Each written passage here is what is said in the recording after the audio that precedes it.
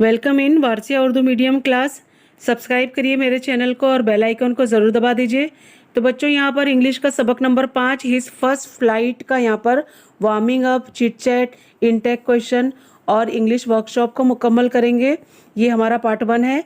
इससे पहले मेरे कई वीडियोज़ अपलोड है जिसमें 10वीं का उर्दू, इंग्लिश, जोग्राफिया, तारीख, सियासियात और 9th का उर्दू और जोग्राफिया के सभी सवाल जवाब अपलोड हैं। आप इससे इस्तेफ़ादा कर सकते हैं। तो चलिए चिट चैट शुरू करते हैं। अस्सलाम वालेकुम। तो आज हम अंग्रेज़ी का सबक नंबर 5 हिज फर्स्ट फ्लाइट यानी उसकी पहली उड़ान का वार्मिंग अप करेंगे और इनटेक्स क्वेश्चन करेंगे और इंग्लिश वर्कशॉप करेंगे। तो चलिए सबसे पहले चिट चैट मुकम्मल करते हैं। देखिए, फर्स्ट में देखेंगे फॉर्म ग्रुप ऑफ 5 का ग्रुप लीजिए। Remember your past days and share with your friends about memories of your first day at school. तो पहले आपको क्या करना है, अपने 5 का 2 ग्रुप बनाइए और ये याद करिए अपने माजी को, जहां आपने स्कूल के पहले दिन क्या किया, पहले दिन की शुरुआत को याद करना है, या your first attempt at cooking, या खाना पकाने की आपने जो शुरुआत की उसके बारे में। तो मैंने यहाँ पे लिखा है जवाब। पहले में देखिए, my first day at school was the most memorable day of my life. तो मेरे स्कूल का पहला दिन मेरे लिए बहुत ही यादगार दिन था। My father took me to the school nearly at 9 AM। मेरे अब्बू जो थे, वालिद, मुझे 9 बजे स्कूल ले गए। When my father went, I was feeling very scared and alone. तो जब मेरे अब्बू यानी वालिद चले गए तो मुझे डर लगने लगा और मुझे अकेलापन महसूस होने लगा। However, the kind word of my class teachers consoled me.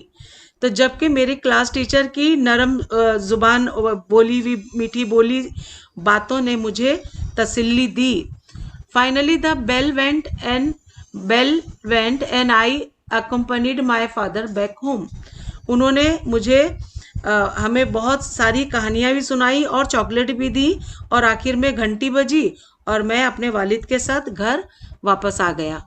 इसी तरह दूसरा क्वेश्चन है यहाँ पर, what role did your parents sibling play to help to overcome your fear. तो जब भी आप बच्चे थे और आपको आपके माँ बाप ने या आपके भाई बहनों ने किस तरह से आपको आपके डर के वक्त कैसे सपोर्ट किया, तो मैंने इसका जवाब दिया है कि my father took me to the school. तो जब मेरे वालिद ने मुझे स्कूल छोड़ने आए तो when he noticed about my fear he consoled me and encourage me. तो उन्होंने मुझे डर ना डरूं मैं, इसके लिए मुझे उन्होंने ढारस बंधाया और तसल्ली दी और मेरे हौसला अफजाई भी की। He also told me the importance of learning in our life. तो उन्होंने हमारी पढ़ाई यानी तालीम की जो हमारी ज़िंदगी में ज़रूरत होती है उसकी अहमियत को भी समझाया और इस तरह उन्होंने मेरे डर को ख़त्म किया। यहाँ पे अगला देखिए, कोई डिस्कस एंड आंसर। यहाँ पे आपको डिस्कस करना है और उसका आंसर देना है। यहाँ पे were there any situation when you get afraid. तो यहाँ पर बोल रहे हैं कि क्या जिंदगी में कोई ऐसे हालात आए जिसमें आप डरे थे। तो I got afraid when I am alone at home in the night. तो मैं रात में अकेले घर में रहने पर डरता हूँ या डरती हूँ। दूसरा है, how would you react if you had to travel alone. अगर तुम्हें अकेले सफर करना पड़े तो तुम कैसा रिएक्ट करोगे। तो I would try to keep myself calm and confident. मैं अपने आप को सुकूनदायक और खुद एतमाद रखूंगी या रखूंगा और हिम्मत से सफर करूंगी। How would you react if you had to stay alone at home. घर में अकेले रहना पड़े तो तुम क्या करोगे, कैसे रिएक्ट करोगे। तो आई वुड रीड बुक और वॉच टीवी। या तो मैं किताबें पढ़ूंगी या मैं टीवी देखूंगी। तो what would you do if you were lost in a new city. अगर किसी नई जगह या मुकाम पर अपने आप को खो जाओ या तुम गुम जाओ या कोई जगह ही भूल जाओ तो क्या करोगे। तो I would ask the help of police to find my way. मैं क्या करूंगी, पुलिस की मदद लूंगी और अपने रास्ते को तलाश कर लूंगी। तो ये आंसर हो गए। यहाँ पे देखिए कंप्लीट द फॉलोइंग टेबल। तो यहाँ पे आइडियम्स यानी कि मुहावरे हैं कुछ दिए हुए और उसके मीनिंग्स भी दिए हुए हैं, और यहाँ पर जो है उसे इस जुमलों में इस्तेमाल करने को कहा गया है। तो चलिए पहला देखते हैं, बर्ड्स आईज व्यू। बर्ड्स आई व्यूज का यहाँ पे मीनिंग दिया है व्यू फ्रॉम समवेयर हाई, यानी ऊंचाई से देखना। तो मैंने यह जुमला तैयार किया है, I got birds eye view from my tower. Sorry, यानी मेरे घर से ऐसा व्यू है जहाँ से मैं बर्ड्स आई यानी जो बर्ड्स को बर्ड्स आई की नज़रिया से देख सकती हूँ। दूसरा है यहाँ पर as free as a bird. इसका माने है she is carefree. Carefree यानी लापरवाह होना। अब इसका जुमला तो यहाँ दिया हुआ है, after finishing her exam she will be as free as a bird. जैसे कि इम्तिहान जो है वो ख़त्म होने के बाद वो आज़ाद हो जाएगी और एक परिंदे की तरह उड़ने लगेगी। तीसरा है यहाँ पर ईगल्स आई। ईगल्स आई यानी his ability to observe something closely, यानी किसी चीज़ का बारीकी से मुशाहिदा करना। तो उसके लिए मैंने यहाँ पे लिखा है कि our teacher has eagles I on the progress of every student, यानी जो हमारी टीचर है उसकी निगाहें जो अपने स्टूडेंट पे है वो कैसी होती है, प्रोग्रेसिव नज़र होती है, यानी कि उसे ईगल आइज कहते हैं। चौथा है यहाँ पे स्प्रेड वंस विंग। तो इसके मानी है यहाँ पे एबिलिटी, यहाँ पे देखिए हिज एबिलिटी नहीं, यहाँ पे to try to work on things independently, यानी किसी चीज़ का आज़ादाना तौर पर कोई काम करना। तो इसका यहाँ पर हमने जुमला बनाया है कि after my graduation I will spreads my wings. तो जब मेरा ग्रेजुएट मुकम्मल हो जाएगा तो मैं आज़ाद हो जाऊंगी और अपने पर फैला दूंगी। तो आगे देखिए यहाँ पे दिया है find more such idioms using the following keywords. तो यहाँ पर हमें कुछ और मुहावरे बनाने हैं जिसमें फ्लाई वर्ड का इस्तेमाल करना है, और यहाँ पर कोई जो हम इसके मायने देंगे वो उसमें यहाँ पर किसी भी एनिमल के नाम आने ज़रूरी है। तीसरा यहाँ पे कलर्स के नाम आने ज़रूरी है। तो देखिए हमने फ्लाई से क्या बनाया है, fly in the face of, यानी इसका जो मानी है टू चैलेंज समवन, इसका यानी कि किसी को चैलेंज करना। दूसरा है पास विथ फ्लाइंग कलर्स, तो यहाँ पर है टू विन यानी कामयाब हो जाना। तीसरा है fly bye night. Fly bye night का मतलब है नॉट रिलायबल, यानी जिस पर भरोसा ना कर सका जाए। अब यहाँ पर देखिए एनिमल में देखेंगे the elephant in the room. तो the elephant in the room का मतलब है डिफिकल्ट सिचुएशन, यानी मुश्किल हालत। और दूसरा है यहाँ पे लॉयंस शेयर। लायन शेयर का मतलब है मेजर शेयर, यानी किसी भी चीज़ का अहम हिस्सा जो है वो लॉयन शेयर कहलाता है। The cats meow. The cats meow का मीनिंग है समथिंग हाईली इंजॉयबल, यानी जो आपको बहुत अच्छा लगे। और यहाँ पर देखिए कलर्स में है कॉट रेड हैंडेड, यानी कॉट रेड हैंडेड का मतलब है आप जानते ही होंगे कि रंगों हाथों पकड़ना, यानी रंगे हाथों पकड़ा जाना। और out of the blue, out of the blue का मतलब है जिसका गुमान भी ना किया जाए। और ग्रीन विथ एनवी, यानी एनवी यानी आप जानते ही हसद करना, यानी ग्रीन विथ एनवी यानी बहुत ज़्यादा हसद करना किसी से। अगला है यहाँ पर देखिए हिज फर्स्ट फ्लाइट। तो यहाँ पर जो ये सबक है जिसमें ये बताया गया है कि जो ये यंग सीगल है वो उसकी फर्स्ट उड़ान है, तो वो कितनी कोशिश करता है अपने उड़ने के लिए, लेकिन वो बार बार डरने लग जाता है, जबकि उसके भाई बहन और उसके जो पेरेंट्स हैं वो भी उसको उड़ने में इतना उसको सहारा देते हैं, बढ़ावा देते हैं, लेकिन उसका डर जो है वो ख़त्म नहीं होता। लेकिन आखिरकार वो हिम्मत जुटाता है और उड़ने लगता है। ये इसकी कहानी है। तो यहाँ पर कुछ इंटेक्स क्वेश्चन है। तो पहला है यहाँ पर what did the young seagull feel. Young seagull जो है वो क्या महसूस करता है, तो उसका आंसर है he felt certain that his wings would never support him. उसे ये यकीन है कि उसके पर जो है उसे सपोर्ट नहीं करेंगे उड़ने में। यहाँ पर देखिए गेस द मीनिंग, ये देखिए या मस्टर अप करेज, इसका हमें मतलब दिखाना है।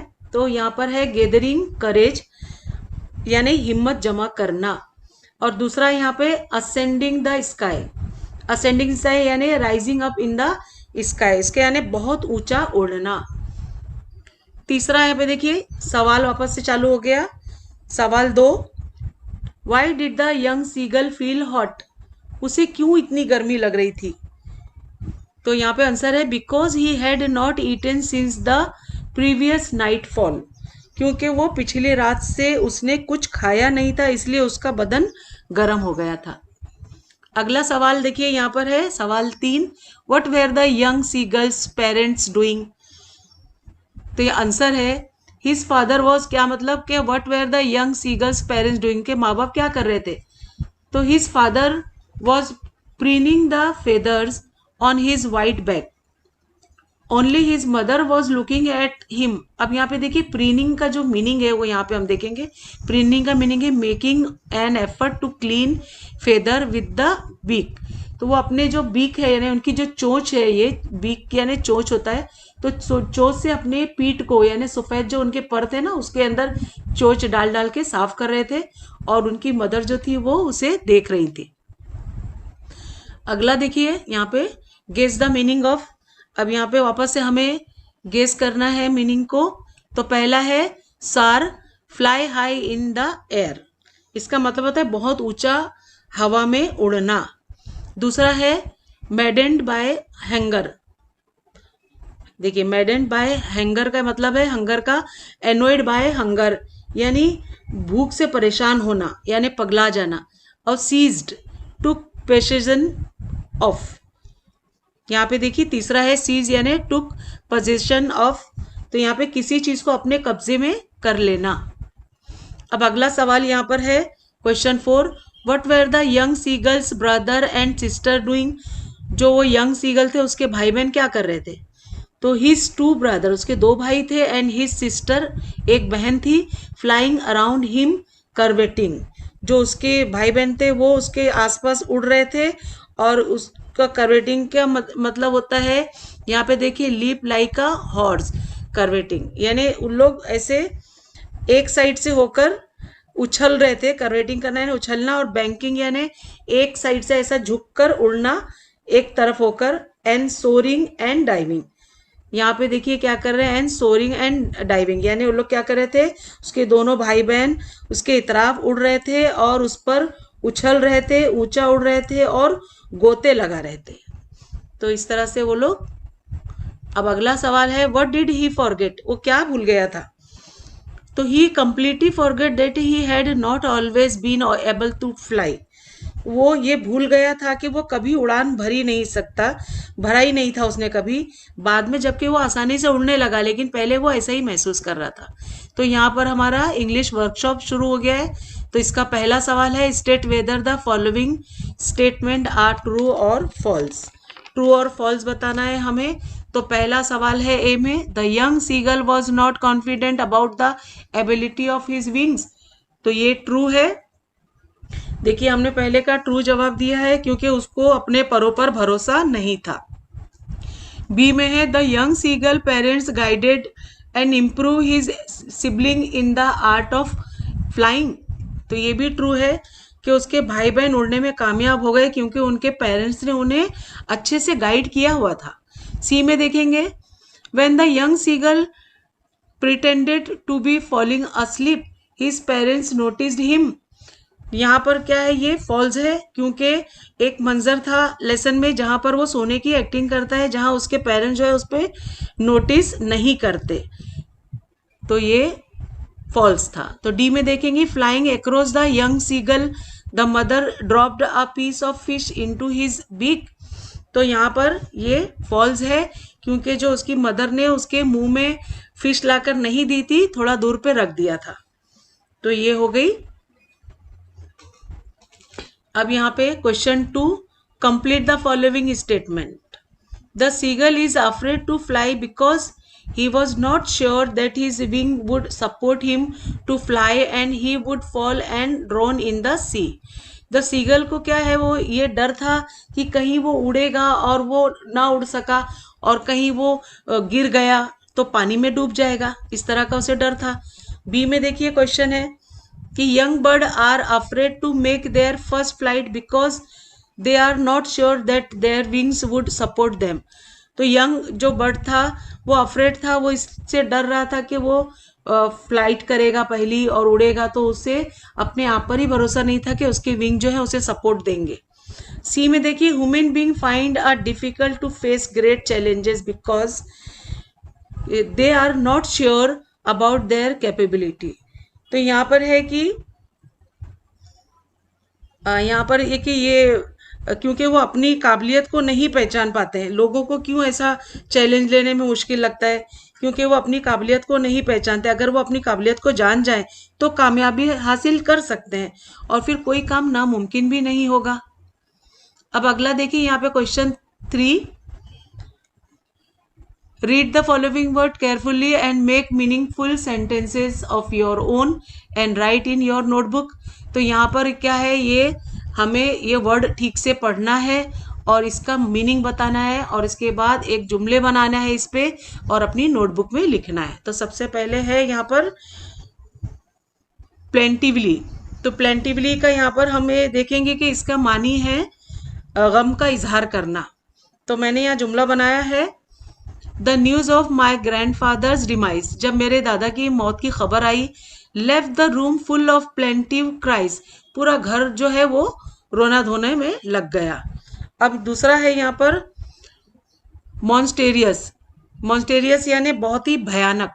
तो इसका मैंने जुमला बनाया है यहाँ पर, some monstrous creatures were attacking me in my dreams.